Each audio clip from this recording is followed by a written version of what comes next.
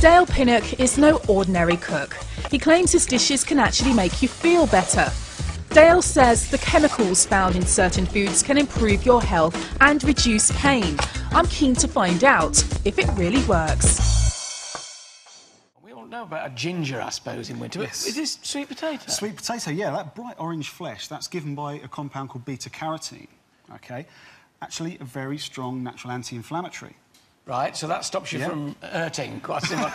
You've got here mushrooms. Yes, shiitake mushrooms. These things are amazing. Over 40 years of clinical research been conducted on these. They contain a very special type of sugar called a polysaccharide, which has been shown to actually elevate white blood cell count. So obviously, if you've got the sniffles, the more white blood cells you've got in circulation, the better position you are to fight that faster.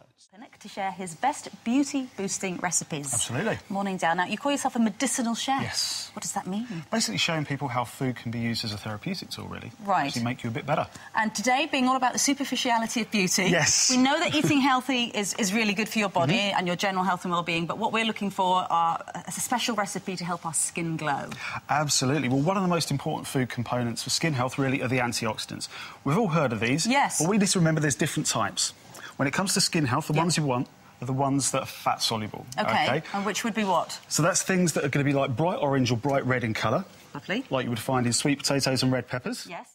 Essentially what you're getting is sugar, salt, fat, and not a lot else. There's hardly any nutrients in this. The knock-on effects in the future for your health is quite serious.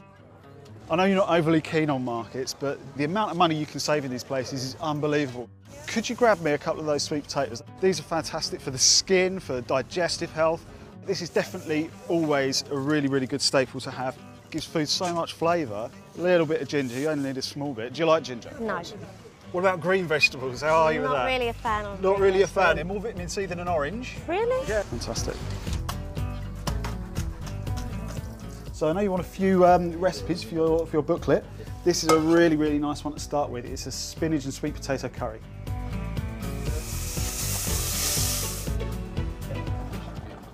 Loads of people have been contacting you for help. So many, since we knew that you were coming in. We've been inundated. First up, we've got Lauren from Staffordshire.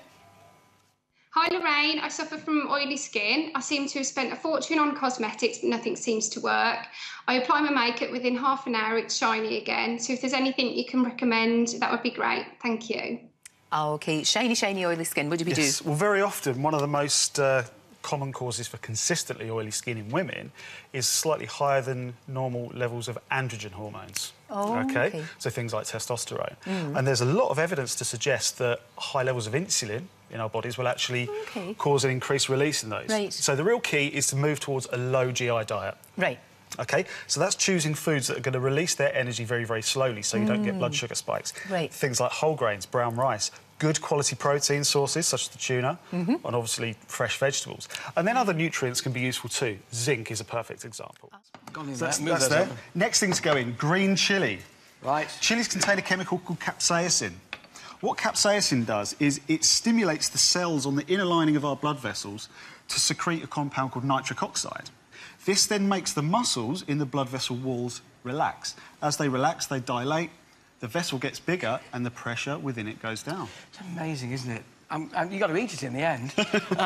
All details on the website, don't panic. Next thing to go in, garlic. Garlic likes garlic. Garlic contains a compound called ayoine, OK? Ayoine has an interaction with something called platelet aggregation factor. It regulates the rate at which blood clots. Right. OK? There's something in everything, Mary, isn't it? It's absolutely every ingredient has a role to play, it seems. Absolutely. I be allowed to stir? Please do, I feel very sort of It's the best sous chef you'll ever get. It's the pressure for cooking. OK, next thing to go in, lemongrass. Similar to the chilli that's in there. That doesn't look like... You very finely chopped, yeah. To be honest, it's usually very difficult to get it like that. I just get the whole root and really bash it, but yeah, I mean, that's what I do. That is skill, isn't it, to get it to that size? Right, OK. Yeah. Margarine versus butter. Now, they tell us there's too much fat in butter. People my age, risking high cholesterol with a soup they can almost still do up, should not eat butter. We should have margarine with... Well, for a long time, we have been told that we need to reduce saturated fat, which is obviously good advice. But the unfortunate thing is we've then gone on to consume far too much in the way of vegetable oil. most vegetable oils are very, very high in something called omega-6. Yeah. It's an important fat, but if you have too much, it can cause a lot of problems, especially for the cardiovascular We're getting back system. to the moderation in all things, aren't we? That's exactly it. That's exactly my point. I would say gravitate towards butter. So would you say if you have a piece of toast in the morning, if you always have toast every morning, should you put butter on it every morning? Butter, but just use it sparingly. Right. Just don't ladle it on. But we do know what's in butter. There's such a list Exactly. of things Yes, in there's that. saturated fat, but your body knows how to process it. If you have too much, it's a problem. But as Right. long as you're wise with what you're taking in, it's not necessarily an issue. So could I get through half of one of those a week without too much bother? Yeah, and that's quite a small Well, amount. that's quite a small amount. It's very good. Are you feeling better already? OK. For you here Is that coming up down there? Yeah. So how long is this going to cook for on there? Then? This is literally 10 minutes. This is so quick and easy. This is one of those perfect dishes. I do like the smell that's coming out now. And part of that is the peanut butter. Yeah, I mean, this flavour, I spent a lot of time out in Malaysia, and one of the flavours that I really fell in love with was satay. Yes. And this really, really has that kind of flavour thing going on. OK, peanut we're butter as getting well nearly there mixed. now. Sorry, A little bit of Chinese 5-spice powder in there as well. 5-spice. Right. Mix that well. Right, and this so one it stays on there, and here's nicely. one we put on slightly earlier, because we never give our cooks enough time. Rotten, isn't it? Shall we serve up? Yeah, some of that. So after 10 minutes... That's it, it just cooks down, but it has the most wonderful, complex flavour to it. Right, I'm going in. So if you like satay and you like those kind of things... It smells delicious as well.